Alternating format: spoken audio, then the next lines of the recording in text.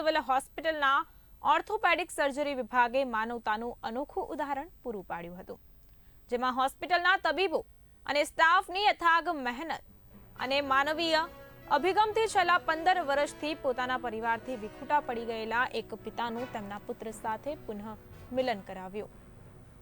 સિવિલમાં ગંભીર હાલતમાં દાખલ થયેલા આધેડની પાંસળીઓ ભાંગી જતા તેમને શ્વાસ લેવામાં પણ તકલીફ થતી હતી, તેમજ હેમરેજ પણ થયું હતું। તમામ બીમારીની સારવાર કરી ડોક્ટર્સ પરિવારને શોધી કાઢતા ભાવુક દ્રશ્યો સર્જાયા હતા। પ્રાપ્ત વિગતો અનુસાર ઇમરજન્સી વોર્ડમાં અજાણ્યા 45 વર્ષીય પુરુષને ગંભીર હાલતમાં દાખલ કરવામાં આવ્યા હતા। વાસુદેવ જોશી નામના દર્દી એક વાહન અકસ્માતમાં સખત રીતે ઘાયલ થયા હતા।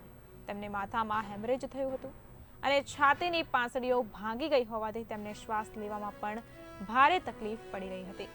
તેમની સ્થિતિ અત્યંત નાજુક હોવાથી જીવ બચવાની આશા ઓછી હતી।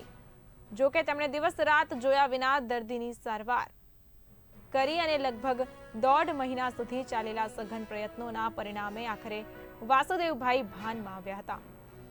રાજકોટ મેડિકલ કોલેજના એસોસિએટ પ્રોફેસર ડોક્ટર જય તુરખિયાએ જણાવ્યું હતું કે જ્યારે વાસુદેવભાઈ ભાનમાં આવ્યા ત્યારે અમે તેમની ઓળખ અને પરિવાર વિશે માહિતી મેળવવાનો પ્રયાસ શરૂ કર્યો અને બાદમાં સ્થાનિક પોલીસે તાત્કાલિક કાર્યવાહી કરીને વાસુદેવભાઈના પરિવારજનોને આ ઘટનાની જાણ કરી હતી અને સમાચાર મળતા તેમના પુત્ર અને ભાઈ તાત્કાલિક રાજકોટ દોડી આવ્યા હતા।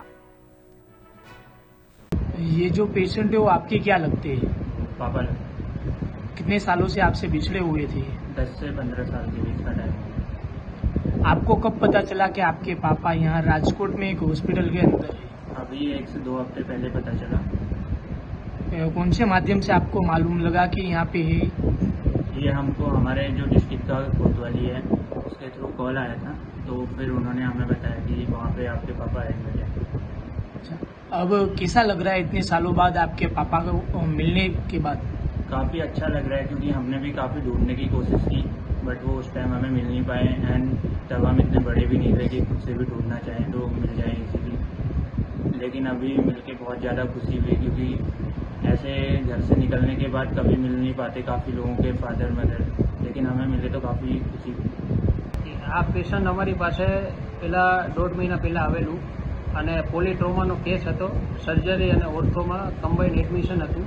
આ પેશન્ટની કહાની એવી છે કે ઉત્તરાખંડનું પેશન્ટ છે અને એ રીતનું છે કે એમના કોઈ વારસદાર જ નહોતા જ્યારે અહીંયા એડમિશન થયેલું ત્યારે। હવે કોઈપણ કારણોસર તે બેહોશ અવસ્થામાં હતું અને બહુ જ ક્રિટિકલ કન્ડિશન હતી એમની અને ખૂબ જ મહેનત કરી અને આટલા ટાઈમ પછી અત્યારે હોશમાં છે પેશન્ટ અને ભગવાનની દયાથી અમારી મહેનતથી અમારી ટીમની મહેનતથી 1-1.5 મહિનામાં ચાલતું પણ થઈ જશે એવી કન્ડિશન કરી અને અમે રજા આપવાની આજે પેશન્ટની પરિસ્થિતિ એ રીતની કરીને મોકલી છીએ। હવે કહાની એ હતી કે પેશન્ટ જ્યારે આવ્યું ત્યારે કોઈ એનું કોઈ વારસદાર નહોતું, કોઈ સાથે નહોતું। અહીંયાના અમારા સ્ટાફ, અમારો બ્રધર સિસ્ટર બધા ખૂબ મહેનત કરી, અમારા રેસિડેન્ટ ડૉક્ટર અને વોર્ડમાં 24 કલાક એની સેવામાં હતા, પ્લસ એને કંઈ પણ તકલીફ પડે એ લોકો એમને પૂરું પાડતા। અને અચાનક એક પેશન્ટ જ્યારે અનકોન્શિયસ કન્ડિશનમાં હતું ત્યારે એક દિવસ અમને હોશ આવેલો અને ત્યારે પૂછેલું કે તમે ક્યાંના રહેવાસી છો?